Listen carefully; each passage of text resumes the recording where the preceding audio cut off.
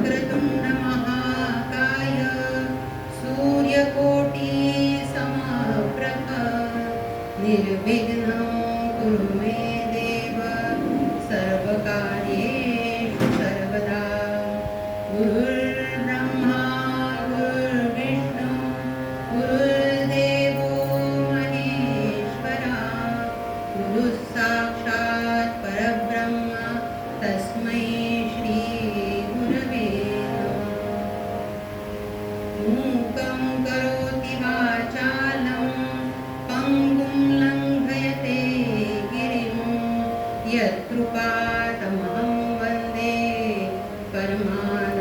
परमानन्दमाधवम् आकाशात् पतितं तोयं यथा गच्छति सागरं सर्वदेव नमस्कार केशवं प्रति गच्छति फुला पुंडरीकवरदा हरिविठ्ठल श्री ज्ञानदेव तुकाराम पंढरीनाथ महाराज की जय राजाधिराज प्रभु रामचंद्र महाराज की जय महारुद्र हनुमान की जय महर्षि नारद महाराज की जय आर्य सनातन वैदिक हिंदू धर्म की जय भारत माता की जय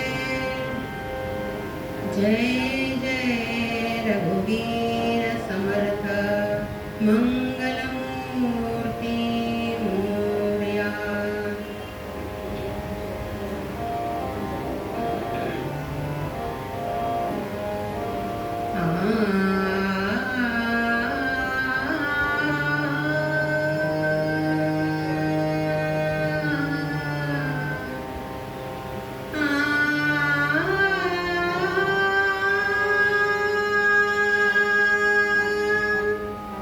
आ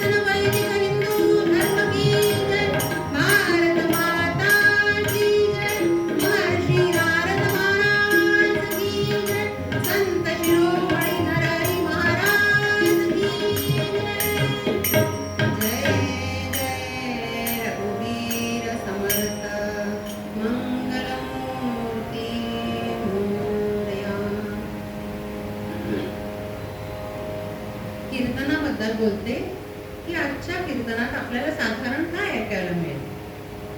तर आज अभंग संत शिरोमणी तुकाराम महाराज यांचा घेतलेला आहे निरूपणासाठी. तुकाराम महाराज काय म्हणतात हो या अभंगामध्ये? ते म्हणतात,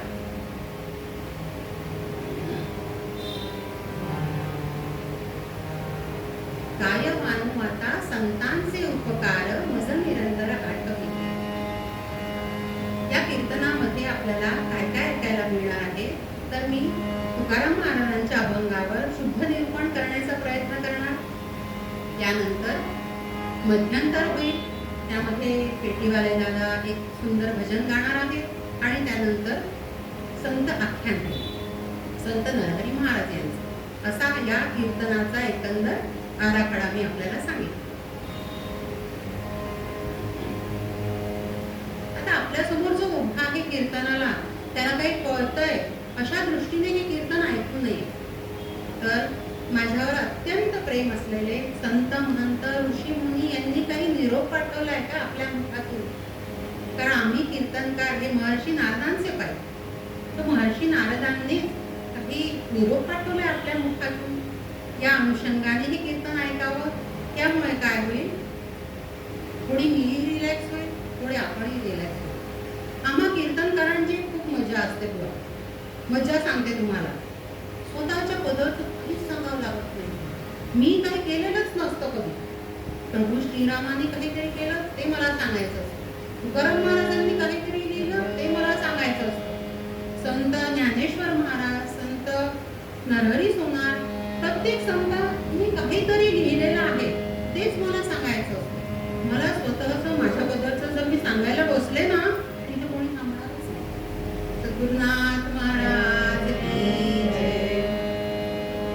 तर मजा अशी असते की आमच्या कीर्तनकाराला स्वतःच्या पदरचं काही सांगावंच लागत नाही. पण एक गंमत फार आम्हाला करावी लागते बरं. आमच्या पदरी विदाकीचं पाकिट तेवढं घेऊन घ्यायचं असतं. सद्गुरुनाथ महाराज की जय. तुकाराम महाराजांचा अभंग गाते आणि मग निरूपणाला सुरुवात करते.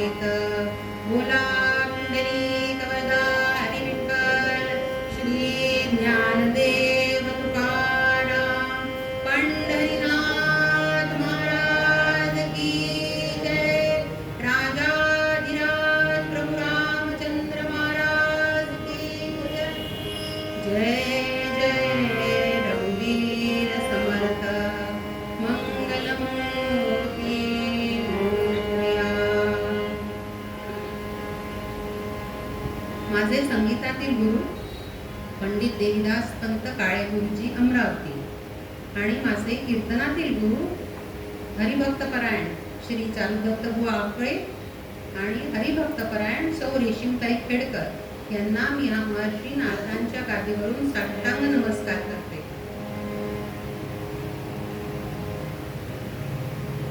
आज आपण तुकाराम महाराजांचा अभंग घेतलाय.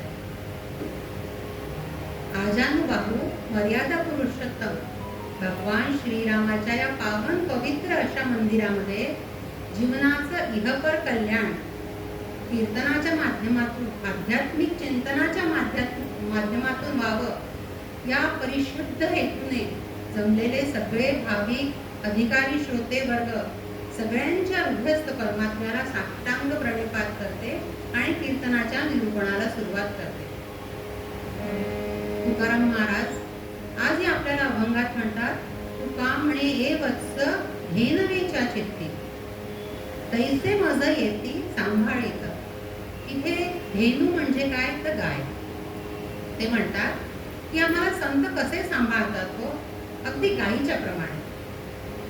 आता तुम्ही म्हणाल, मनात एक शंका निर्माण होते, गाय आपल्याला सांभाळते, गाय जशी आपल्या वासराला सांभाळते तर माय आपल्या लेकराला नाही सांभाळत का हो, असा प्रश्न सगळ्यांच्या मनात निर्माण होईल. मग तुकाराम महाराजांनी गायीचंच उदाहरण का दिलं, धेनूचंच का दिलं? महाराज म्हणतात की अगदी निस्वार्थपणे जिच्यामध्ये काहीही नकोय मला परतफेड अशा अर्थाने जी सांभाळते ना ती धेनू. तुम्ही एखाद्या ग्रामीण भागामध्ये जाऊन बघा, तिथे तुम्ही जर गायीला चारा घातला ना तर तिच्यासोबत जे वासरू असतं ती गाय काय करते, अगोदर बघते की आपलं वासरू तर खात आहे ना, ती ते बघते आणि मग स्वतः खायला लागते. याचा अर्थ असा की तुकाराम महाराज म्हणतात की निस्वार्थपणे जी सेवा करते, जे प्रेम करतात ते संत करत असतात. तुका म्हणे वत्स धेनवेच्या चित्ती तैसे मज येती सांभाळीत. हे संत कसे असतात हो, हे सांभाळतात. आता तुम्ही म्हणाल सांभाळणं म्हणजे काय हो? आता एखाद्या दवाखान्यात गेलो आपण, तो डॉक्टर त्या पेशंटला सांभाळतोच, सांभाळत नाही का? मग एखाद्या तुरुंगात गेलो, जाऊ नका बरं कोणी, समजा गेलो तर तिथे तुरुंगाचा अधिकारी त्या कारागृहातले अधिकारी ते एकमेकांना सांभाळत नाही का? म्हणजे ते सांभाळणं म्हणजे काय आहे हो? तिथे काही वेगळा अर्थ सांगितलाय का तुकाराम महाराजांनी? महाराज म्हणतात ते निस्वार्थपणे सांभाळतात ना, त्यांना सांभाळणं म्हणायचं. एखादा दृष्टांत दिला की लगेच लक्षात येईल. एक मुलगी असते, ती गोंदवल्याला जाते. तिने खूप ऐकलं असते गोंदवलेकर महाराजांबद्दल, की महाराज नामयोगी आहेत, असं खूप काही ऐकलेलं असतं. आणि ती जाते गोंदवल्याला. तिथे महाराजांचं प्रवचन सुरू असतं.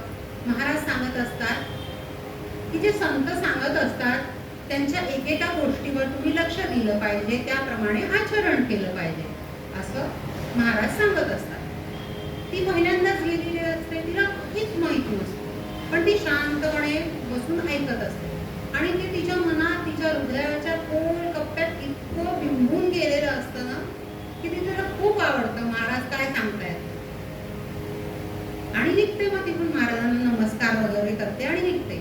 महाराज म्हणतात की तुम्हाला कधीही माझी आवश्यकता पडली तर माझं फक्त नाव जरी घेतलं ना, तर मी तुमच्या हाकेला धावत येईल.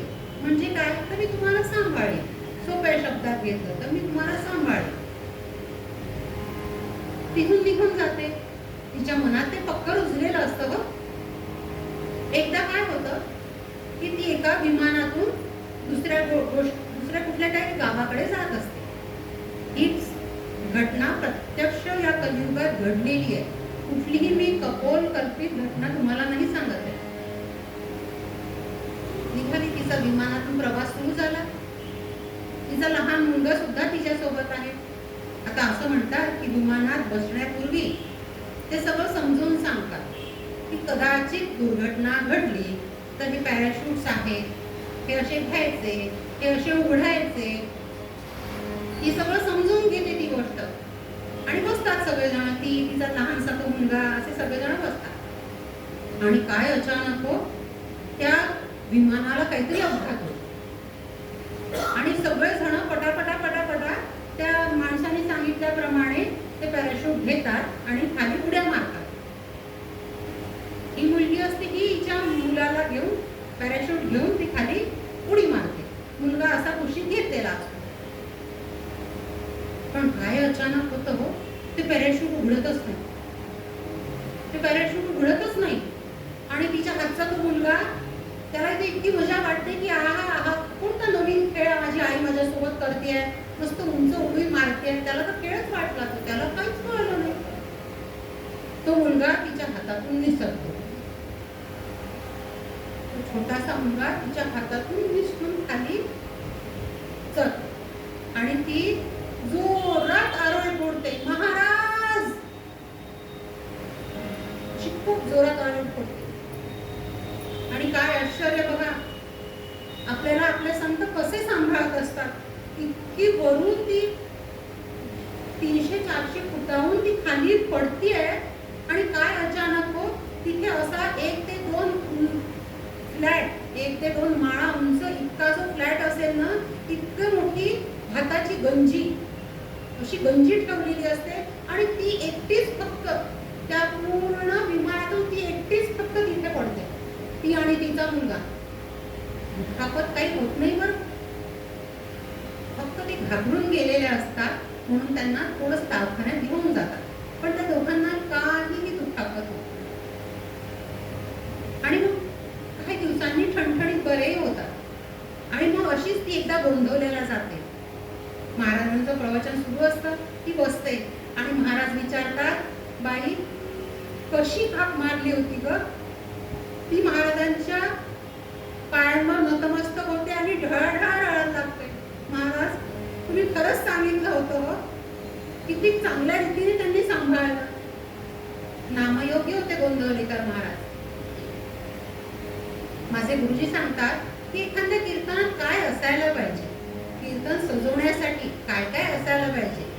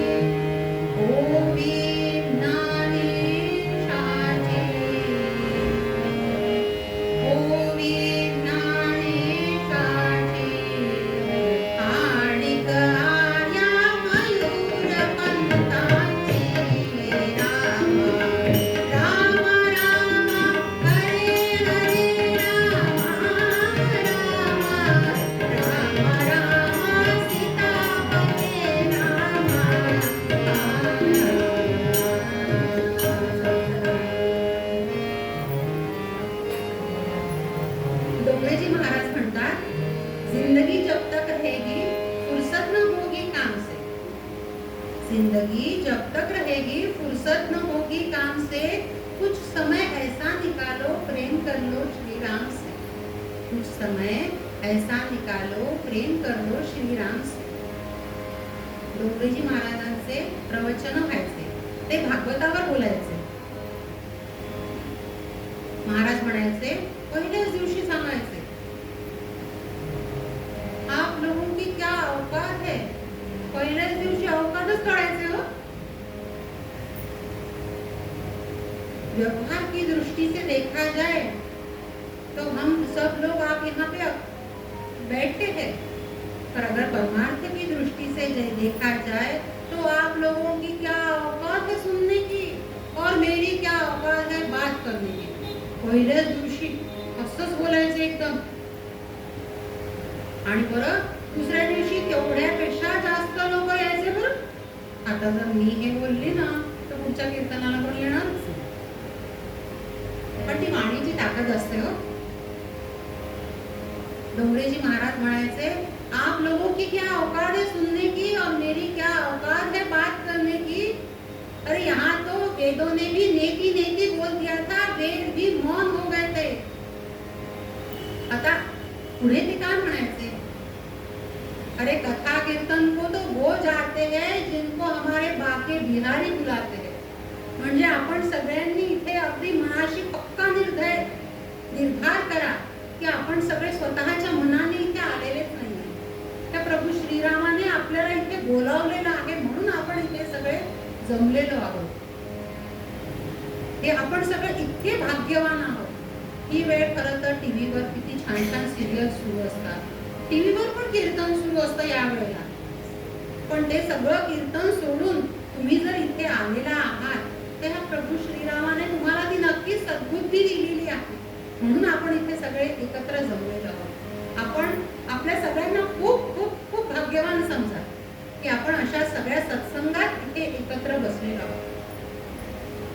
आज निरूपणासाठी घेतलेला अभंग हा संत शिरोमणी तुकाराम महाराज यांचा आहे. तुकाराम महाराजांची महती म्हणजे अगदी मुकुटमणी आहेत. ते संतांच्या मांदियाळीतले. आमचे मोरोपंत पराडकर तुकाराम महाराजांची महती गाताना असे म्हणतात, मुकुटमणी संतांचा, मुकुटमणी संतांचा,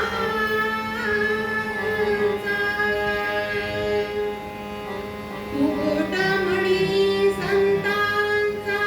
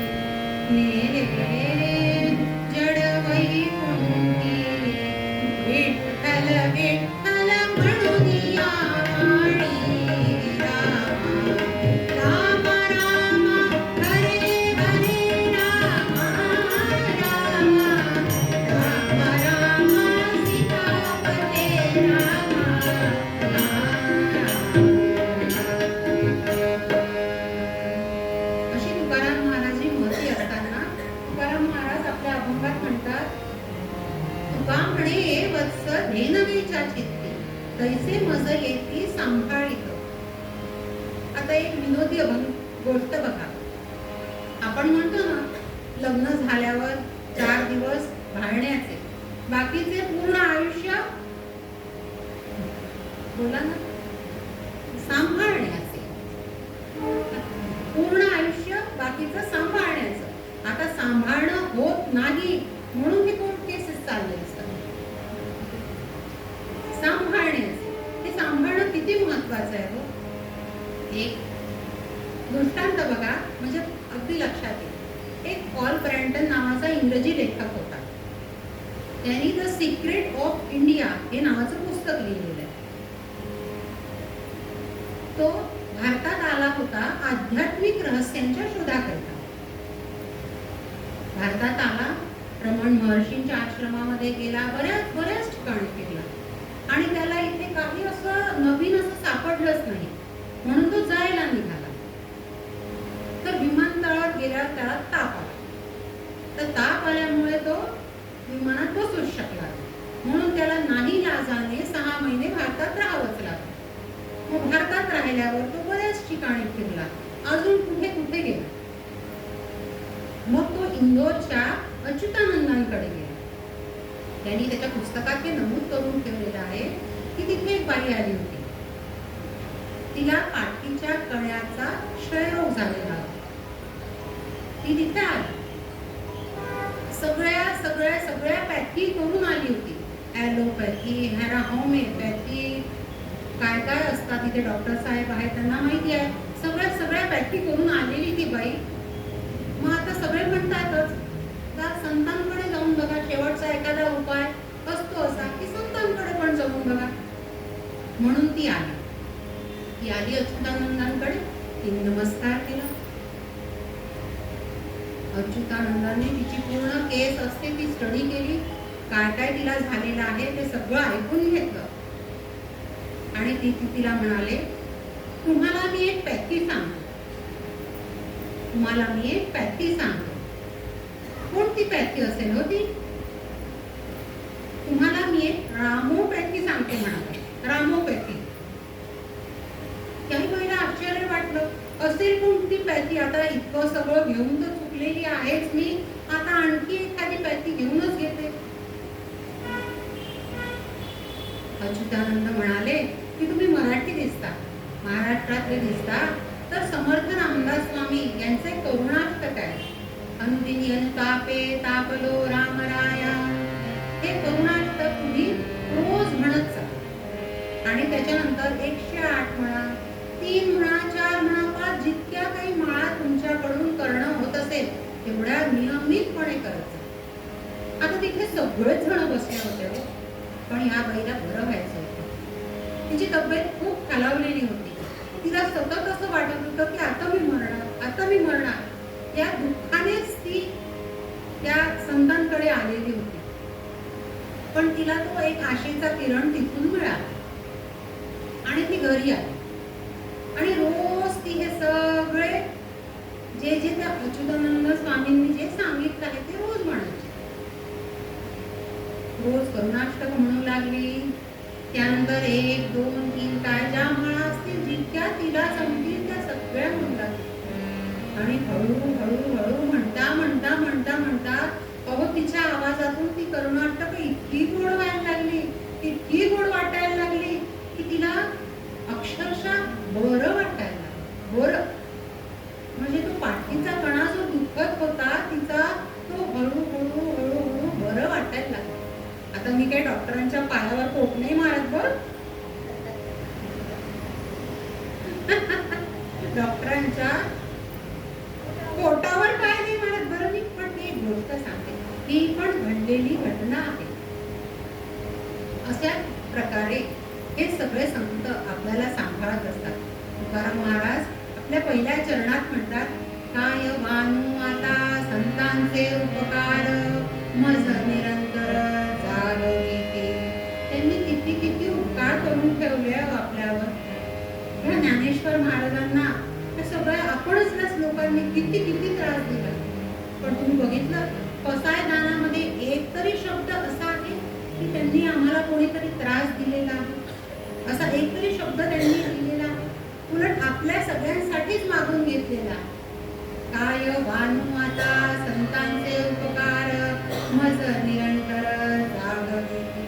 काय द्यावे यासी भावे उतराई, हे विता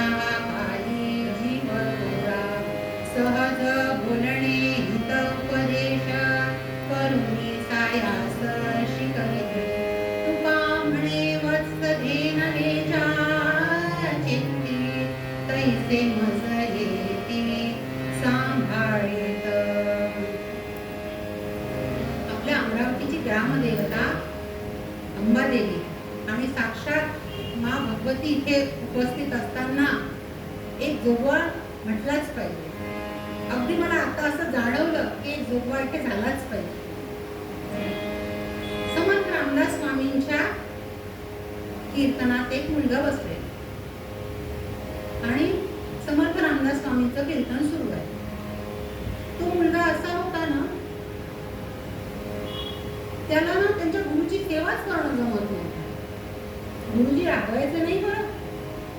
गुरुजींना खोकला झाला तर त्यांना लगेच पाणी नेऊन द्यावं, पण त्याला ते लक्षातच येत नव्हतं.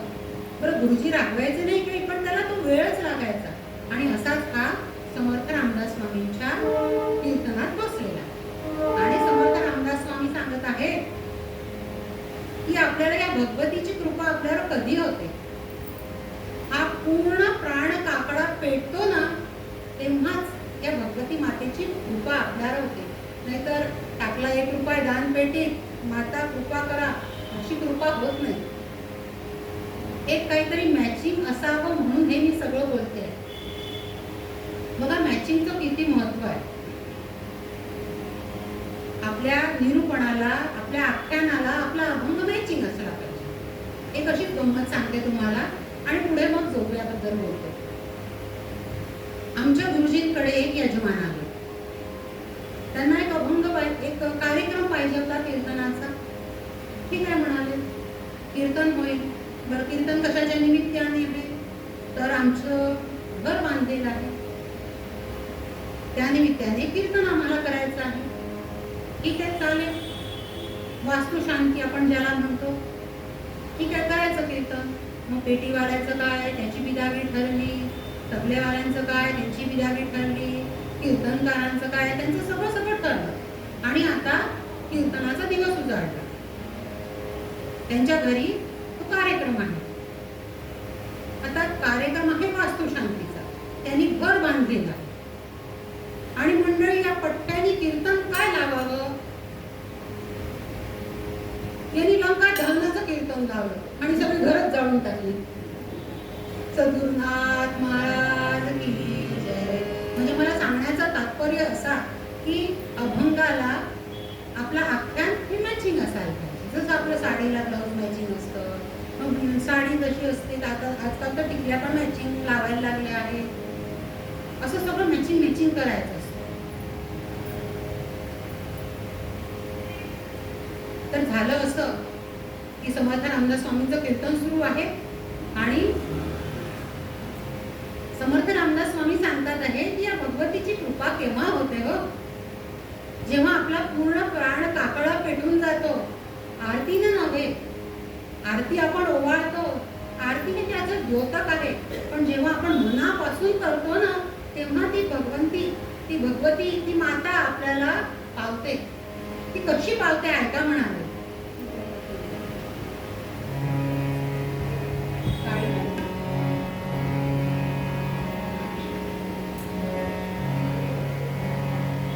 नवसाला पावली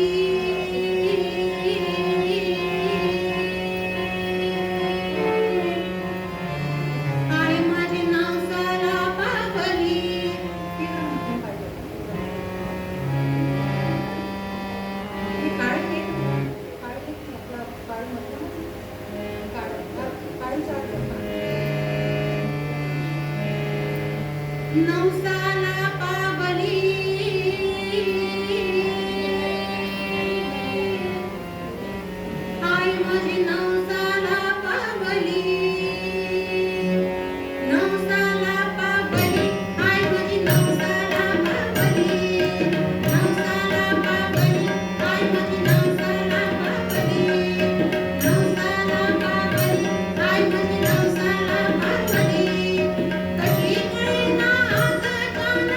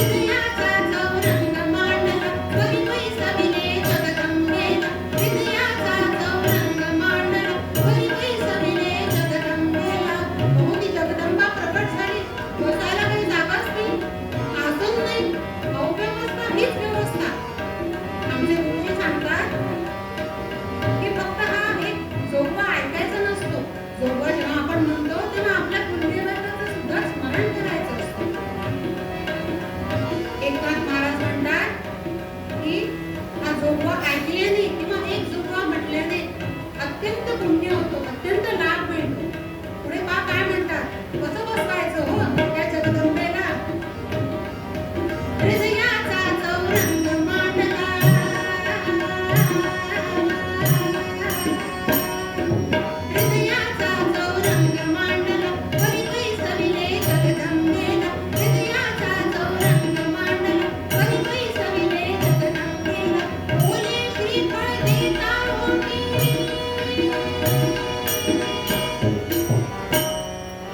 ओले श्रीफळ देता ओटी दया घनी वासली ओले श्रीफळ देता ओटी दया घनी वासली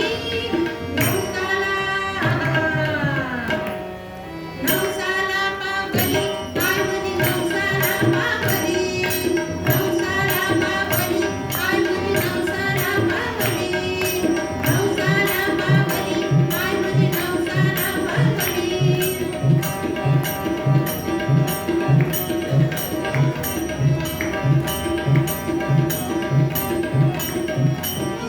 चिंध्या झाल्या झाला उघडा चिंध्या झाल्या झाला उघडा पूर्ण पेटला प्राण काकडा चिंध्या झाल्या झाला उघडा पूर्ण पेटला प्राण काकडा एका जनार्दनी एका जनार्दनी म्हणे जोगमा आनंदी गोंधळी एका जनार्दनी म्हणे जोगमा आनंदी गोंधळी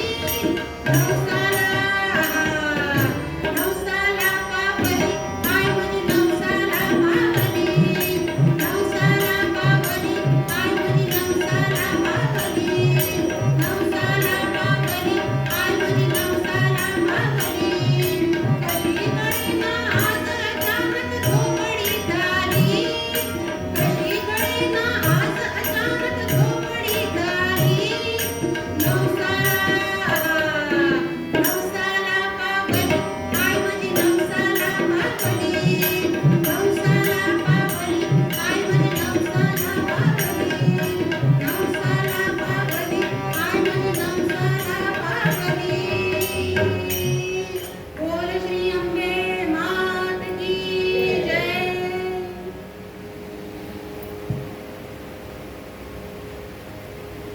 कीर्तनात असे म्हणतात की संत नामदेव महाराज येऊन सुद्धा नाचायचे. कसं असायचं हो त्यांचं कीर्तन?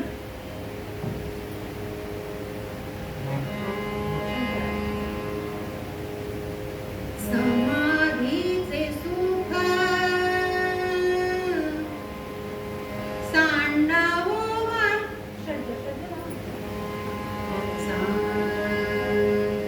समाधीचे सुख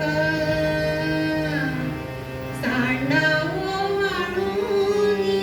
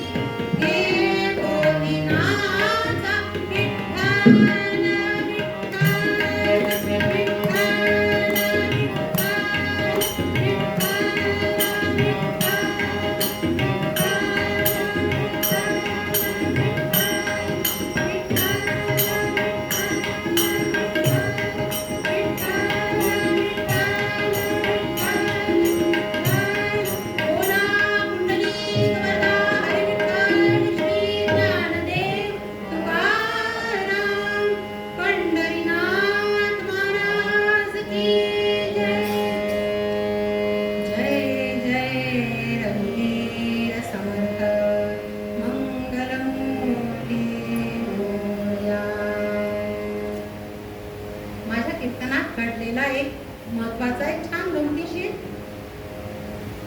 प्रसंग सांगतो. 2-3 दिवसाचं कीर्तन होतं. पहिल्या दिवशी सगळे तुमच्यासारखे लोक आले. सगळं छान पूर्ण सभागृह आज जसं गणपतच भरलेलं असंच भरलेलं होतं. आणि चला कीर्तनाला सुरुवात झाली. कीर्तन संपल्यावर मी सगळ्या श्रोत्यांना एक आवाहन केलं की उद्या सगळे मला अशी काळी डोकी पाहिजे. म्हणजे माझ्या म्हणण्याचं तात्पर्य असं होतं की उद्या सगळे तरुण मंडळींनी कथा कीर्तनाला यायला पाहिजे. तरणा हरी नटे हरी कीर्तनात, तरणा भाग्यवंत नटे हरी कीर्तनात, असं माझा म्हणण्याचा उद्देश होता. पण ह्या बायांनी काय केलं हो, दुसऱ्या दिवशी सगळ्या डायलॉग आला, सद्गुरुनाथ महाराज की जय. माझा सांगण्याचा उद्देश असा की तरुणांनी सुद्धा या कीर्तनाला आलं पाहिजे. तुकाराम महाराज म्हणतात, काय मानू माता संतांचे उपकार, मज निरंतर जागर, काय द्यावे यासी भावे उतराई, देविता पायी जीव धरा, सहज बोलणे हितोपदेश, करुणी सायास शिकविले, तुका म्हणे वत्स हेनवेच्या चित्ती, तैसे मज येती सांभाळित. आपण तुम्हाला असं वाटत असेल की मला सांभाळतात संत हे फक्त कुणाला सांभाळतात, जे दीन दरिद्री आहे ह्यांना सांभाळतात का? नाही नाही, असं नाही आहे बरं. 5 वर्षाचे होते हो छत्रपती शिवाजी महाराज. महाराष्ट्रात आल्यावर छत्रपती शिवाजी महाराजांची आठवण काढणं फार गरजेचं आहे. आज हिंदवी स्वराज्य त्यांच्यामुळे स्थापन झाले. एकट्या तरुणाने किती मोठा पराक्रम केला हे आपण सगळे जाणकार श्रोते आहात. आपल्याला हा अभंगही जाणता आहे, मला नवीन सांगायची गरज नाही. हा पाठ असलेलाच अभंग मी तुमच्या समोर घेतलेला आहे.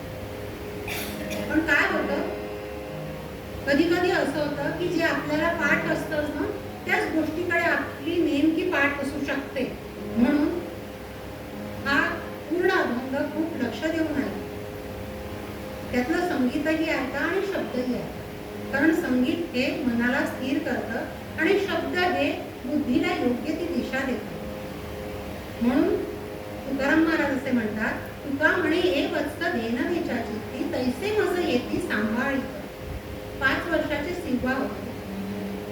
कसं त्यांनी सांभाळलं असेल. शिवनेरीवर जन्म झाला आणि 5 वर्षाचे असताना पुण्यात आले.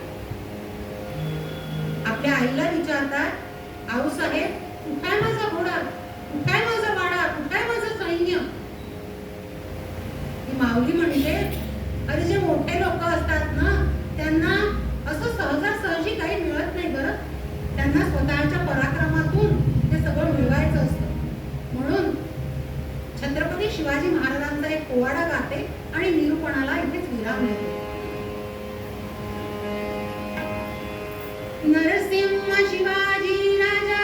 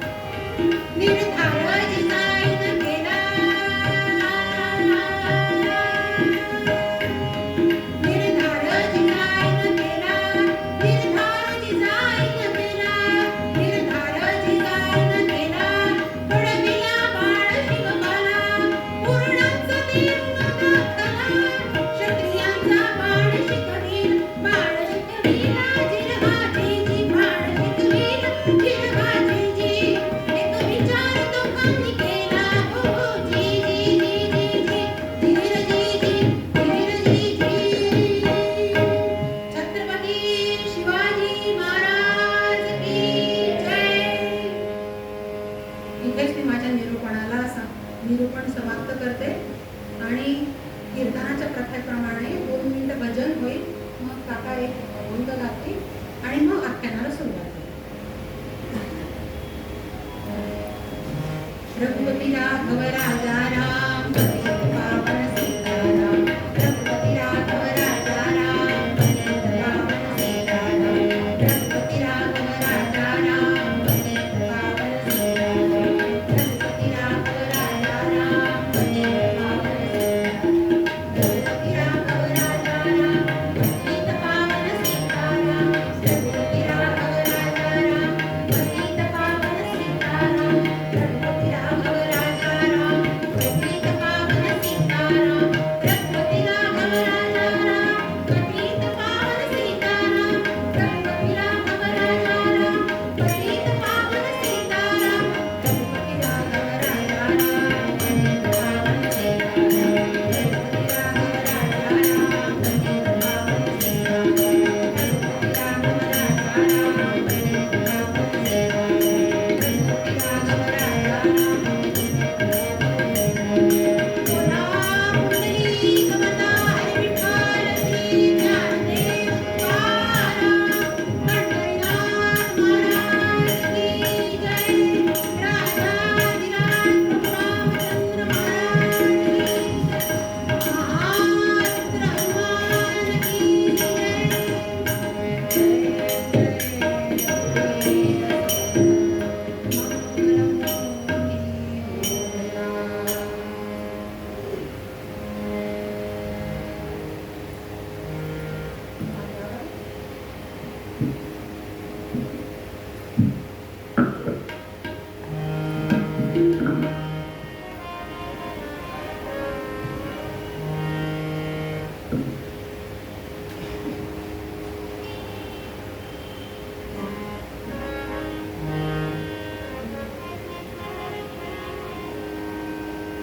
शरण शरण हनुमंता, शरण शरण हनुमंता, शरण शरण हनुमंता.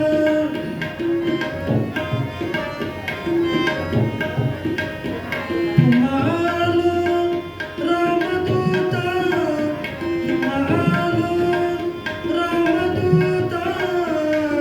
शरण शरण हनुमंता, शरण शरण हनुमंता.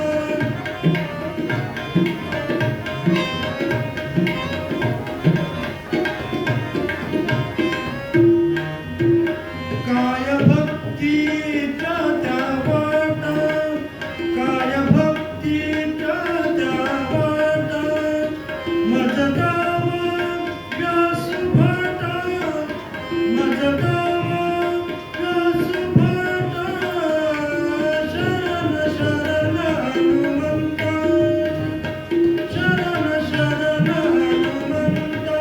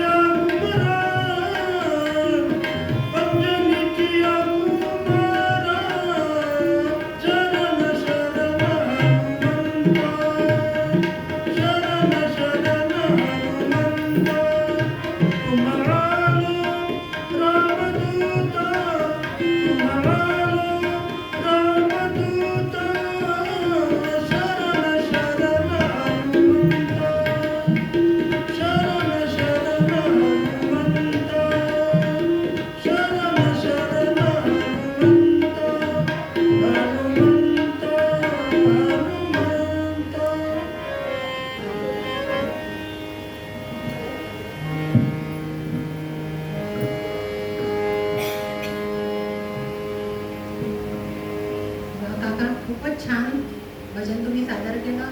2 गोष्टींसाठी मी काकांना धन्यवाद देते. एक तर त्यांनी भजन खूप छान गायलं त्याच्यासाठी, आणि दुसरा धन्यवाद याच्यासाठी की 5 मिनिटं का होईना माझ्या गळ्याला आराम मिळाला. दुसरा धन्यवाद त्याच्यासाठी. हे 2 माझे हात आहेत. हा म्हणजे हार्मोनियम आणि त म्हणजे तबला. या 2 हातांशिवाय मी कीर्तनच नाही करू शकत. इतके महत्वाचे आहेत. त्याच्यासाठी एकदा या दोघांसाठी तुम्ही टाळ्या वाजवल्या पाहिजे.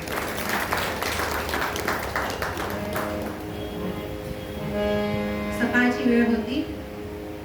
दूर वेशीवरून बैलगाड्या दौडत येत होत्या. सजलेले बैल, सजलेल्या बैलगाड्या, आणि तो गाडीवान दादा सुद्धा खूप खुशीत होता आणि त्या बैल जोडीला सांगत होता,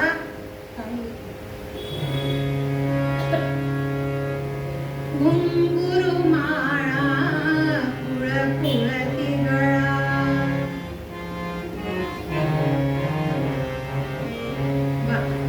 घुंगुरू माळा कुळ कुळती गळा.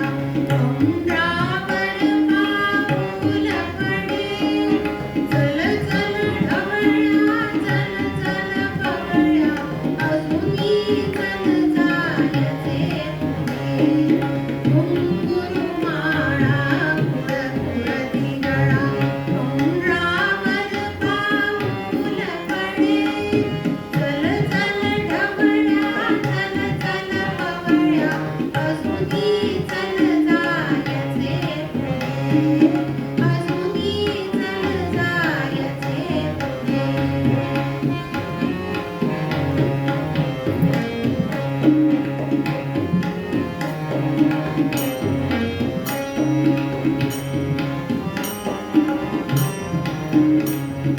हा पलीकडचा डोंगर उतरण, हा पलीकडचा डोंगर उतरण. चंद्रभागेच्या तीरावरी पांडुरंग श्री विठ्ठल आहे, 28 युग विटेवरी. पांडुरंग श्री विठ्ठल आहे, 28 युग विटेवरी. कमरेवर ठेवून हात तो प्रेमळ पाणी भक्तांकडे. चल चल ढवळ्या, चल चल पवळ्या, अजूनी चल जायचे पुढे, अजूनी चल जायचे पुढे.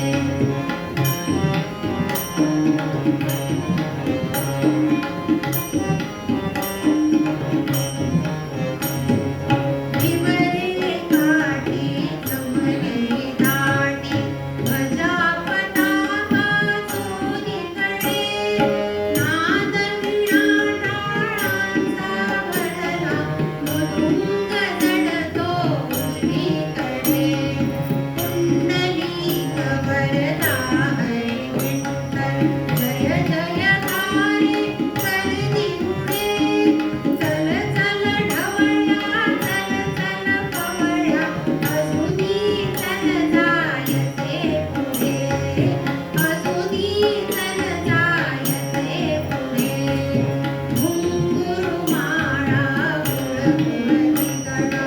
डोंगरावर पाऊल पडे, चल चल ढवळ्या, चल चल पवळ्या, अजूनी चल जायचे पुढे, अजूनी चल जायचे पुढे, अजूनी चल जायचे पुढे. आणि म्हणता म्हणता म्हणता या बैलजोडी गावाच्या वेशीवरून गावात आल्या हो. सकाळची वेळ होती. गावातली मंडळी शेतीच्या कामासाठी निघत होती. बाया बापड्या आपल्या घरची कामे करीत होत्या आणि लहान लहान मुलं खेळत होते. जसे जशा ह्या गाड्या त्या गावात येऊ लागल्या, तशी तशी ही लहान लहान मुलं त्या गाडीच्या मागे मागे धावत धावत यायला लागली. धुरांच्या मागे येतात ना मुलं, तशी ती धुरांच्या मागे मागे यायला लागली. आणि त्या बैलगाड्या गावच्या वेशीपासून मंदिराच्या प्रांगणावर आल्या.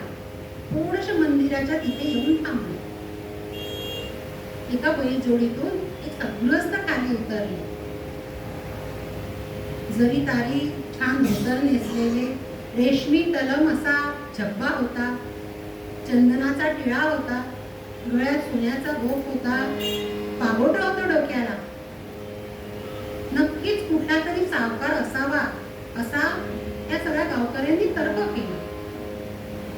मग ह्या सद्गृहस्थांनी दुसऱ्या एका बैलगाडीतून त्यांच्या पत्नीला उतरायला सांगितलं. ती पत्नी उतरली. डोक्यावर पदर असलेली, छान भरजरी असं नऊवारी साडी नेसलेली, ठेवणीतले 4-5 दागिने सुद्धा तिने घातलेले होते, डोक्यावर पदर होता. तसे ते आले. गावकरी त्यांच्याकडे बघू लागले. ते कोणीतरी बड प्रस्त आहे असं त्यांना वाटू लागलं. आणि त्या सावकारांनी, त्या सद्गृहस्थांनी पांडुरंगाच्या त्या मंदिराचं दर्शन घेतलं. गावकरी त्यांच्याकडे बघू लागले. झटकन जाऊन इतक्या मोठ्या माणसाजवळ जावं आणि त्यांच्याशी बोलावं अशी त्या गावकऱ्यांची हिंमत नव्हती. म्हणून त्या सद्गृहस्थांनी त्या गावकऱ्याला हाक मारली आणि झटकन ते गावकरी त्या सद्गृहस्थाकडे गेले आणि म्हणाले, राम राम पाहुणं, तुम्ही कंच्या गावचं? तुम्ही या गावात नवीन आलायसा? ते सांगू लागले, हो मी या गावात नवीन आहे. मी त्या पलीकडच्या गावचा सावकार आहे आणि या गावात आलेलो आहे. असं होय, बरं बरं. मग काय आमच्या सरपंचाकडे काही काम आहे का तुमचं? का असेच आला देवदर्शनासाठी? सावकार सांगू लागले, हो या गावात काम आहे मला म्हणूनच आलेलो आहोत. मला मूल व्हावं म्हणून मी पांडुरंगाजवळ नवस केलेला होता. आता मूल झालाय, मग नवस नको फेडायला. आता सगळ्यांचं लक्ष त्या गृहलक्ष्मीकडे गेलं. पदराखाली ते छान छोटंसं बाळ होतं. जरी तारीख उंची घातलेलं होतं, तर कुदुकुदू हसत होतं. तिथल्या बायांनी तर झटकन त्याची दृष्टच काढून घेतली. आणि त्या सावकाराला त्या गावकऱ्यांनी म्हटलं की चला आपण त्या पारीवर बसूया. आणि त्या गृहलक्ष्मीला सुद्धा तिथे बसायची व्यवस्था केली. आणि आता ते सावकार सांगू लागले, मी या पलीकडच्या गावचा सावकार आहे आणि मी या पांडुरंगाला नवस केलेला आहे. बरं बरं, असं होय. नवस काय केलाय तुम्ही? ते गावकरी विचारू लागले, काय नवस केलाय तुम्ही? या सावकारांनी सांगावं की या पांडुरंगाला सोन्याचा करगोटा मी अर्पण करीन असा मी नवस केलेला आहे. गावकरी म्हणाले, बरं बरं, असं होय. मग तुम्ही सोबत आणलाय का करगोटा? ते म्हणाले, नाही हो नाही, मी सोबत नाही आणलाय. मग मग कसं करणार? मग सावकार विचारू लागले, तुम्ही सांगा आता मी काय करू? या गावात असा कोणी सोनार आहे का की जो पांडुरंगासाठी छान असा हिरे जडीत अगदी मला आवडेल असा सोन्याचा करगोटा करून देईल, कटीसूत्र करून देईल? लगेच या गावकऱ्यांनी सांगितलं, हो हो हो, आहे ना, आहे, एक सोनार आहे. तुम्ही म्हणता ना तसाच आहे बघा, निपुण आहे, निष्णात आहे, इतका चांगला आहे तो सोनार तर त्याची अख्ख्या ह्या पंचक्रोशीत त्याची कीर्ती आहे असे ते गावकरी सांगायला लागले.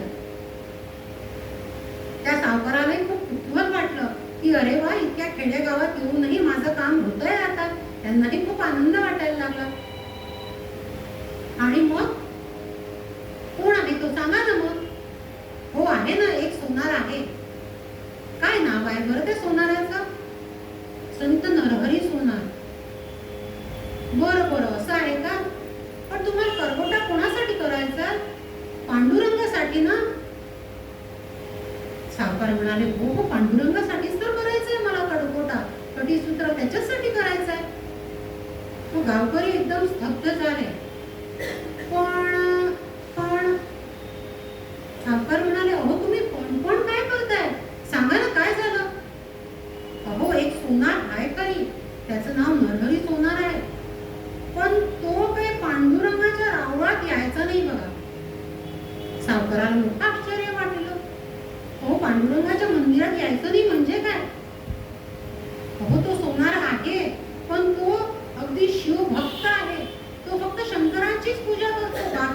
कुठल्याही देवळात जात नाही.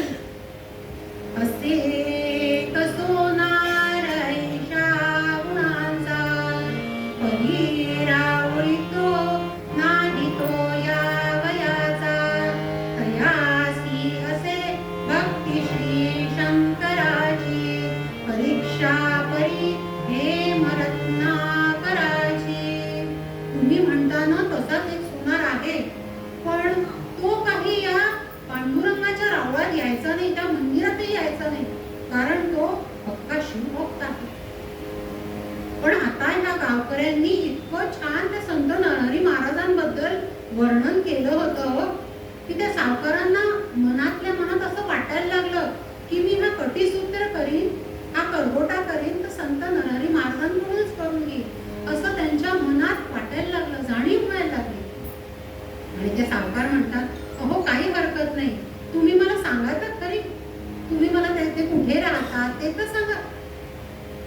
मग गावकरी सांगू लागले की ही जी सोनार आळीतली ही 3-4 दुकानं आहे बघा, ह्या दुकानांवरून जाता जाता जाता पुढे तुम्हाला एक घर दिसेल.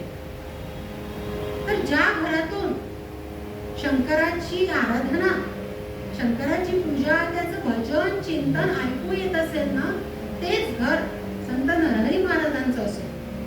बघा मंडळी, भक्तांची परीक्षा कशी असते हो. जो सज्जन असेल, जो सात्विक असेल, त्याचं घरही तसंच ओळखता येतं. त्या सावकारांना मोठा आनंद झाला. त्यांना लगेच त्यांचं जे नवस फेडायचा होता ते आता पूर्ण होणार ह्या आनंदाने ते पुढे पुढे एक एक घर पावलं टाकत टाकत पुढे निघाले. आणि खरंच मंडळी एक घर त्यांना असंच दिसलं. सकाळची वेळ होती, त्यामुळे सडा संमार्जन झालेलं होतं. दारात अंगणात रांगोळी भरलेली होती. समोरच तुळशी वृंदावन सुद्धा दिसत होतं, तिथेही रांगोळी काढलेली होती. आणि पुढे देवघरात एक शंकराची खूप छान मूर्ती होती. त्या सावकाराला फार आनंद झाला आणि त्या घरातून प्रत्यक्ष शंकराचंच ध्यान, त्यांचंच भजन कीर्तन ऐकू यायला लागलं. त्याचं नामस्मरण ऐकायला येत होतं. त्या सावकाराला मोठा आनंद झाला. सावकारांच्या कानावर सगळे स्वर पडत होते. सांब सांब सांब सांब बद बद बद रसने, सांब सांब सांब सांब बद बद बद रसने, अशी सगळी त्या शिवशंकराची नावे येत होती, ऐकायला येत होती. आणि हे सावकार त्या नरहरी सोनारांच्या दारात, त्यांच्या घराच्या दारात उभे होते. नरहरी महाराज पूजा करत होते. आता त्यांची पूजा आटोपतच आली होती आणि ते तुळशीला पाणी घालायला बाहेर आले. तर त्यांनी कोणीतरी एक सद्गृहस्थ तिथे उभे आहे म्हणून लगेच समोर गेले. नमस्कार नमस्कार, राम राम पाहुणा, आपण काय माझ्या घरी आला आहात? त्या सावकाराला मोठा आनंद झाला. हो हो, मी तुमच्याच घरी आलो. आपण नरहरी सोनार का? ते म्हणाले, हो हो, मीच नरहरी सोनार. तुम्हाला काही माझ्याकडे काम होतं? हो म्हणाले, मला तुमच्याचकडे काम आहे. या ना, या घरात बसा. त्यांना बसायला जागा दिली. झटकन कोणीतरी जाऊन गुळ पाणी आणलं. आता जसं चहा पितो ना आपण, तसं त्या काळात चहा नव्हते पी, गुळ पाणी द्यायचे. झटकन जाऊन कोणीतरी गुळ पाणी आणलं आणि बसले. सावकार सांगू लागले, तुम्ही नरहरी सोनार ना? ते म्हणाले, हो हो, मीच नरहरी सोनार. काय काम काढले तुम्हाला? माझ्याकडे काही काम होतं का? सावकार म्हणाले, हो हो, मला मूल व्हावं म्हणून मी नवस केलेला होता आणि आता तो नवस फेडायसाठी मी तुमच्याकडे आलोय. असं नवस फेडायसाठी तुम्ही माझ्याकडे आला आहात? नरहरी सोनाराला काही लक्षात येत नव्हतं. सावकार म्हणाले, मी असा नवस केला होता की मूर्तीला मी सोन्याचा करगोटा अर्पण करेन. आता त्यांनी हे सांगितलं नाही की मी पांडुरंगाच्या मूर्तीला अर्पण करेन. मी मूर्तीला सोन्याचा करगोटा अर्पण करेन. नरहरी सोनारांना फार आनंद झाला. ते म्हणाले, हो चालेल ना, मी करून देईन, तुम्हाला सोन्याचा करगोटा करून देईन. ओम नमः शिवाय, ओम नमः शिवाय, ओम नमः शिवाय. बरं, कोणत्या मूर्तीला करायचं आहे सांगा तर? तुम्ही माप वगैरे आणलंय का? त्या मूर्तीचं माप आणलंय का तुम्ही? सावकार म्हणाले, नाही हो, मी माप नाही आणलाय. मग आता कसं करायचं? बरं, कोणत्या मूर्तीला करायचं आहे ते तर सांगा. अहो, ते आपल्या गावाच्या विशीच्या जवळ ते पांडुरंगाचं मंदिर आहे ना. सावकार, थांबा, त्याचं नाव घेऊ नका तुम्ही. त्याचं नाव तुम्ही माझ्यासमोर घेऊ नका. आता पूर्ण माहिती तर ह्या सावकाराला होतीच की हे पक्के शिवभक्त आहेत म्हणून. मी हे काम नाही करू शकणार. मी हा सोन्याचा करगोटा नाही करू शकणार. त्या सावकाराला मग वाईट वाटलं. ते म्हणाले, अहो, मी या पल्याडच्या गावातून आलेलो आहोत, मोठी आशा देऊन तुमच्याकडे आलो आहोत. मला असं समजलंय की तुम्ही फक्त सोनारच नाही आहात, तर एक देवभक्त सुद्धा आहात, म्हणून मी तुमच्याकडे आलो आहे. नाही, हे काम माझ्याकडून होणार नाही. तुम्ही असं करा ना, तुम्ही दुसऱ्या एखाद्या सोनाराकडे जा. म्हणजे सावकाराचं काही मन होत नव्हतं हो दुसऱ्या सोनाराकडे जाण्यासाठी. सावकार म्हणाले, नरहरी सोनार, असं करू का? तुम्ही रावळात येणार नाही ना, तर मी त्या पांडुरंगाचं, अहो, त्याचं नाव घेऊ नका, याचं म्हणा, ते नाव नका घेऊ बरं तुम्ही. बरं बुवा, राहिलं, त्याच्या कमरेचं माप घेऊन येऊ का मी? मग तुम्ही मला सोन्याचा करगोटा करून द्याल का? 2 मिनिटं महाराज विचार करतात, डोळे बंद करतात आणि म्हणतात, ठीक आहे, करून देतो, ठीक आहे. तुम्ही मग सोन्याचं ते काय जे माप असेल ते घेऊन या. हे सावकार जातात, तिथून बरोबर ते कमळीचं काय जे माप घ्यायचं असेल तर बरोबर माप घेतात आणि संत नरहरींकडे येतात, त्यांना ते माप देतात आणि 2-3 दिवसाची मुदत मागून ते सोन्याचा करगोटा तो तयार होतो. आणि मग ते सावकारांना खूप आनंद होतो की आपला करगोटा तयार झालेला आहे. आणि मग सावकार म्हणतात की हा करगोटा आता तयार झालेला आहे, तर मी हा नेतो, मंदिरात नेतो, त्याच्या कमरेला लावून बघतो. हा झाला, बरोबर झाला की मग मी तुमचा काय जो हिशोब असेल तो करतो.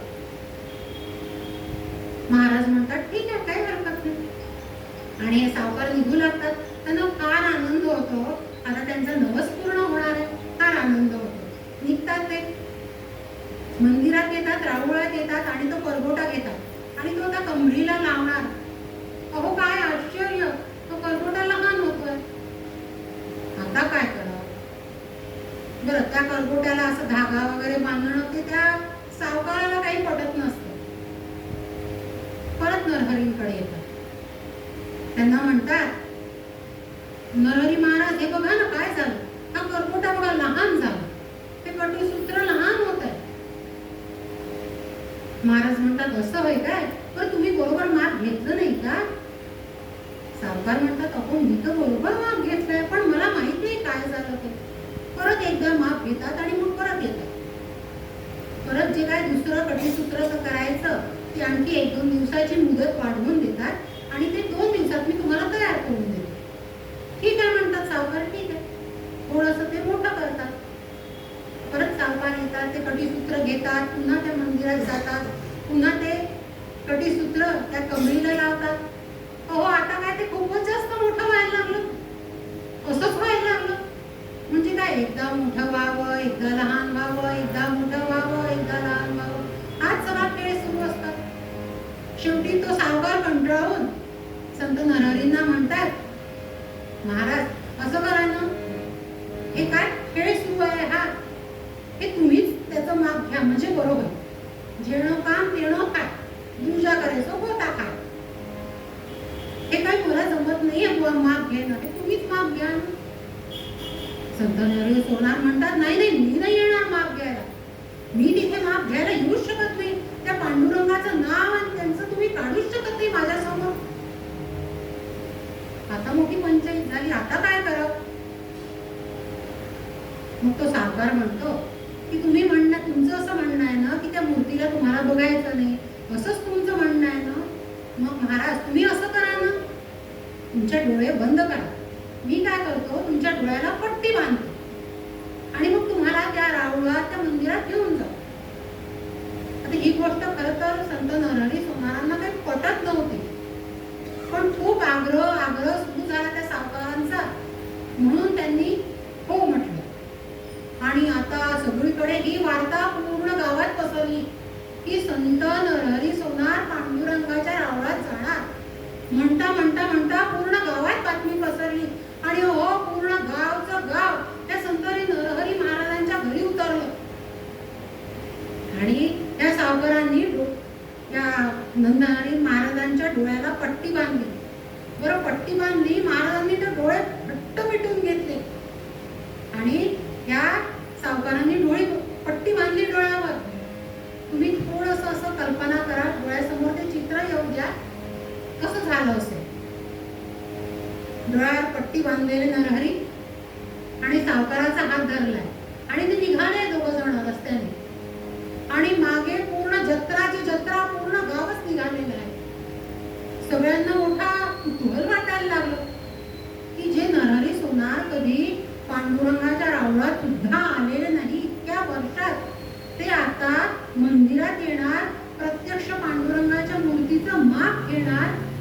आणि सगळी गाव जमा झाले, निघाले, जत्राच निघाली, रावळात आले. आणि काय विलक्षण घडलं, या नरहरी महाराजांनी माप घेतलं, या पांडुरंगाच्या फक्त मूर्तीला स्पर्श केला. आणि स्पर्श करताच मंडळी आपल्याला एक लक्षात येईल, स्पर्श झाला आणि असं मनात वाटायला लागलं की हे पांडुरंगाची मूर्तीच नाहीये, ही शाळुंकाच आहे, ही शिवपिंड आहे, असं जाणवायला लागलं. नरहरी म्हणाले, सावकार, आपण कोणत्या मंदिरात आलो आहोत? हो, आपण त्याच्याच मंदिरात आलो आहोत. अहो नाही, आपण हे त्याचं मंदिर नाहीये. तुम्ही माझी गंमत घेताय का? हे त्याचं मंदिर नाहीये, हे कोणाचं मंदिर आहे? अहो आपण त्याच्याच मंदिरात आहे. अहो इतका मोठा गाव आहे मागे, बघा तर खरी. नरहरी महाराजांना फार चलबिचल अवस्था मनात व्हायला लागली. काही लक्षातच येईना काय होत आहे. तो पुन्हा माप घेतलं, पुन्हा तसंच झालं, पुन्हा ती शाळुंकच वाटायला लागली. पुन्हा महाराज म्हणाले, सावकार, तुम्ही माझ्या डोळ्याची पट्टी उघडा बरं, तुम्ही नक्की मला कोणत्या मंदिरात आणलेलं आहे? सावकार म्हणाले, हे काम मी नाही करणार. मी समजा तुमच्या डोळ्याची पट्टी उघडली तर उद्या चालून तुम्हीच मला म्हणाल की तू तर मला पांडुरंगाचं दर्शनच घडवलं. आता काय करावं, मोठी पंचायत आली. नरहरींनी आपल्या डोळ्याची पट्टी उघडली आणि पाहिलं तर काय, प्रत्यक्ष पांडुरंग. त्यांनी झटझट झटझट ती पट्टी बांधली डोळ्याला आणि पुन्हा माप घेतलं. अहो पुन्हा तसंच होत होतं. शंकर आणि विष्णू हे एकच वाटत होते. पुन्हा पाहिलं ती शाळुंकच वाटत होती. आणि महाराजांच्या डोळ्यातून अश्रू वाहत होते, घळघळा अश्रू व्हायला लागले. त्यांच्या लक्षात यायला लागलं की आपल्या हातून काहीतरी चूक झालेली आहे. त्यांनी ती डोळ्यावरची पट्टी उघडली आणि साष्टांग प्रणिपात केला पांडुरंगाच्या त्या मूर्तीला. आणि विष्णू आणि शंकर हे एकच आहे. जरी ही वेगवेगळी तत्व असली तरी हे एकच तत्व आहे. नाव जरी वेगवेगळं असलं, शंकर, विष्णू, श्री दत्त, श्री गजानन, प्रभू श्रीराम, हे नाव जरी वेगवेगळे असले तरी तत्व हे एकच आहे. ही गोष्ट संत नरहरी महाराजांना उमजली. फक्त उमजलीच नाही तर त्यांनी पूर्ण ह्या रावळामध्ये आपल्या कीर्तनाद्वारे, आपल्या प्रवचनाद्वारे सगळ्या गावकऱ्यांना सांगितलं की जरी पांडुरंग, जरी प्रभू शंकर, जरी प्रभू श्रीराम हे सगळे वेगवेगळे असले, मूर्ती वेगवेगळ्या असल्या तरी तत्व हे एकच आहे. आणि अशा रीतीने इथे आपण या कीर्तनाचा, आख्यानाचा समारोप करूया. परत एक भैरवी गाते मी आणि त्याच्यानंतर आरती वगैरे म्हणायची.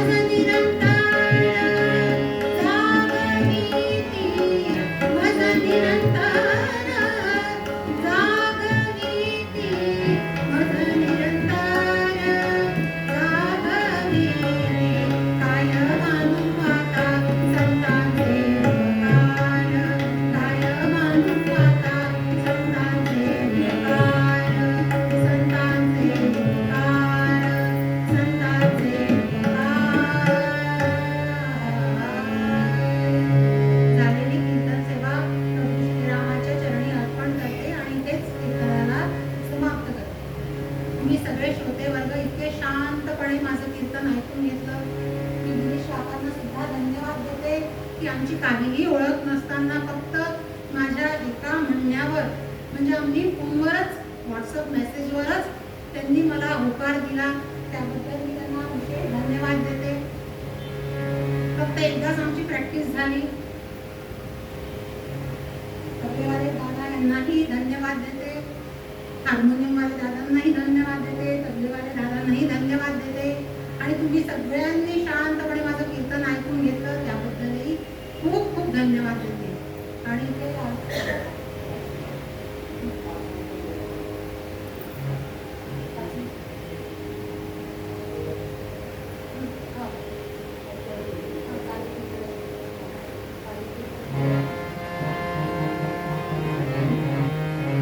झाले कीर्तन शेवट गोड करा, मनी धरा श्री आनंदीच्या घरा.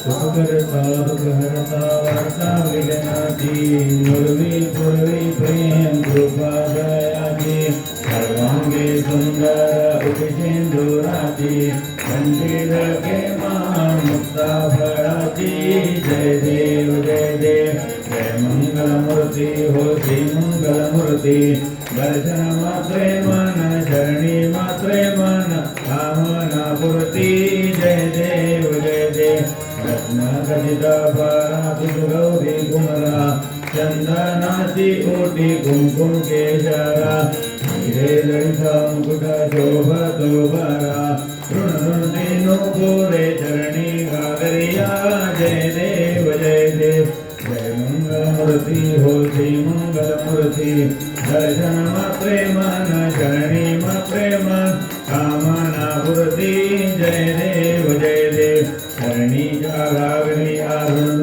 वाजती तेने नाचे देवा अंबर गडगडते आकाश धुंकर नाचे गणपती शंकर पार्वती कौतुक पाहती जय देव जय देव जय मंगलमूर्ती होती मंगलमूर्ती दर्शन मात्रे मन शरणी मात्रे मन कामना पूर्ती जय देव जय देव लंबोदर पीतांबर फणीवर वंदना शरण दोन वक्र कुंड त्रिनयना रामाचा वटपा हे ददना संकटी पावावे निर्वाणी रक्षावे दुर्वर वंदना जय देव जय देव जय मंगलमूर्ती हो श्री मंगलमूर्ती दर्शन मात्रे मन करणी मात्रे मन कामना पूर्ती जय देव जय देव दुर्गे दुर्गट भारी दुर्विन संसारी अनाथनाथे अंबे करुणा विस्तारी वारी वारी जन्म मरणाचे वारी हारी पडलो आता संकट निवारी जय देवी जय देवी जय महिषासुरमर्दिनी हो दैत्यासुरमर्दिनी सुरवर ईश्वर वरदे तारक संजीवनी जय देवी जय देव भुवन भुवनी पाता तुझ ऐसे नाही चारही श्रमले परंतु न बोलवे काही काही विवाद करिता पडलो प्रवाही ते तू भक्ता लागे ते तू दादा पावती जवलाही जय देवी जय देव जय महिषासुरमर्दिनी हो दैत्यासुरमर्दिनी सुरवर ईश्वर वरदे तारक संजीवनी जय देवी जय देव प्रसन्न वदने प्रसन्न होती निर्दाता क्लेशापासून सोडी दुःखापासून सोडी भवभाषा अंबे दुर्वा तुम्ही पुनर्भुर्विल आशा नरहरि दल्लिन झाला भरभंग जरेशा जय देव देवी जय महिषासुरमर्दिनी हो दैत्यासुरमर्दिनी सुरवर ईश्वर वरदे तारक संजीवनी जय देवी जय देव पुष्पक सारुनि शीळा सेतु बांधोनी लिंग देहालंका पुरविद वंशोनी कामक्रोधालिक राक्षस मरलोनी देह भाव रावण निवटोनी जय देव जय देव निधबोधा रामा परमार्थे आरती सर्वावे आरती परिपूर्ण कामा जय देव जय देव प्रथमस्ती पाशोधी हनुमंत गेला लंका धन करुणी अगया मारीला जंबू माळी भुवनी काटीला आनंदाची गुढ येऊनी आला जय देव निर्बोधा रामा परमार्थे आरती सर्वावे आरती परिपूर्ण कामा जय देव निर्भळे निजशक्ती सोडविली सीता म्हणून येणे झाले अयोध्ये रघुनाथा आनंद विसंडे वैराग्य भरता आरती घेऊन आले कौशल्या माता जय देव निर्बोधा रामा परमार्थे आरती सद्भावे आरती परिपूर्ण कामा जय देव अनुहतध्वनि गजति अपार अटरा पदमे वानर करिति भूकार अयोध्येसी आले दशरथ कुमार नगरी होत आहे आनंद थोर जय देव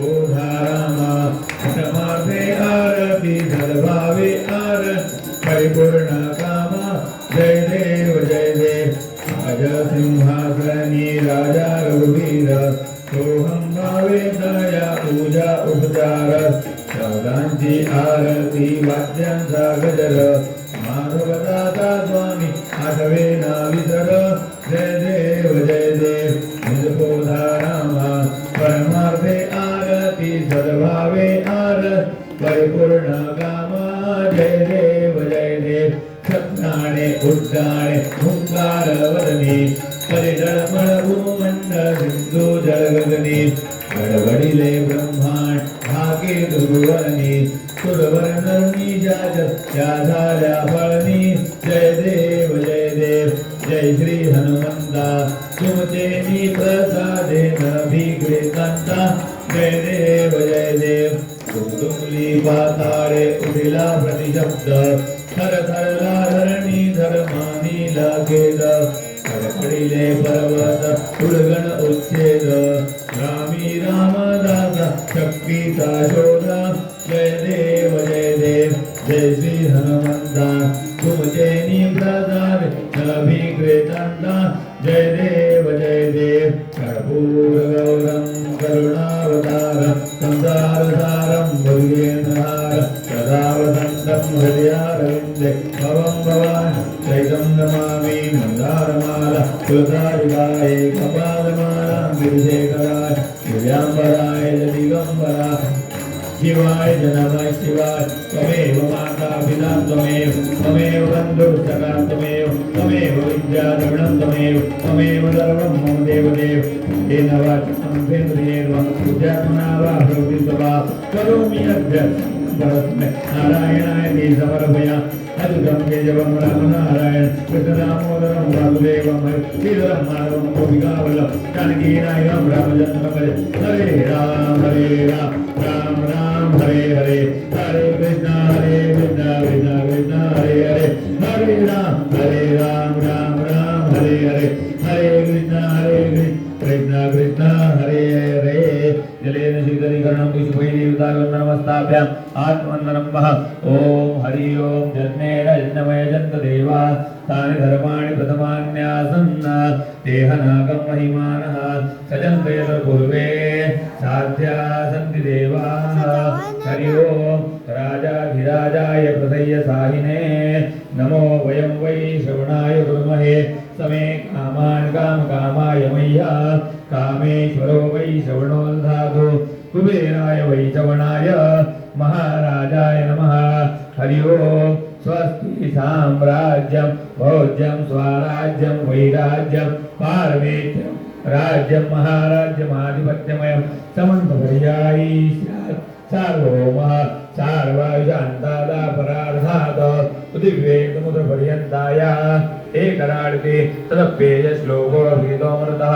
परिवेष्टारोऽमृतस्यावसनगृहे आवीक्षितस्य कामप्रे विश्वे देवा सभासदैति हरि ओम् एकदन्ताय विद्महे वक्रतुण्डाय धीमहि तन्नो दन्ति प्रचोदयात् हरि ओम् देवी ब्रह्माण्य विद्महे सर्वशक्ते च धीमहि तन्नो शक्ति प्रचोदयात् हरि ओम् दाशरथाय विद्महे सीतावराय धीमहि तन्नो श्रीराम प्रचोदयात् हरि ओम् आंजनेयाय विद्महे वायुपुत्राय धीमहि तन्नो वीरः प्रचोदयात् हरि ओम् सच्चिदानन्दाय विद्महे पूर्णबोधाय धीमहि तन्नो सद्गुरु प्रचोदयात् हरि ओम् महालक्ष्मी च विद्महे विष्णुपत्ने च धीमहि तन्नो लक्ष्मी प्रचोदयात् हरि ओम् नारायणाय विद्महे वासुदेवाय धीमहि तन्नो विष्णु प्रचोदयात् नाना सुगन्ध पुष्पाणि यथा कालोद्भवानि च